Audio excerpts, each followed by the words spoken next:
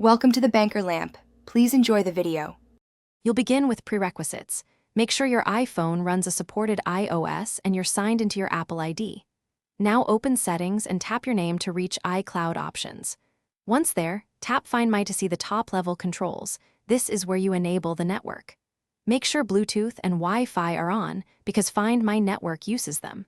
These steps get you to the exact screen you need. Don't skip verifying your Apple ID. You'll now toggle on Find My iPhone and send last location so your device reports its position when battery is low. Next, tap Find My Network and switch it on. This lets other Apple devices anonymously help locate your iPhone if it's offline.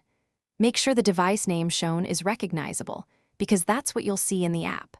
Once done, your iPhone can be found more reliably. The settings work together to preserve privacy. Finish by opening the Find My app and confirming your iPhone appears and shows a status like online or offline. If you don't see it, restart the iPhone and recheck that you're signed into iCloud, because sign-in issues block location sharing. If problems persist, sign out and back into your Apple ID or install the latest iOS update. This often clears bugs.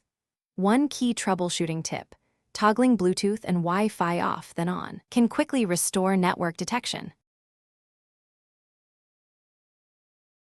Thanks for watching. If this was helpful, leave a like and consider subscribing. See you next time.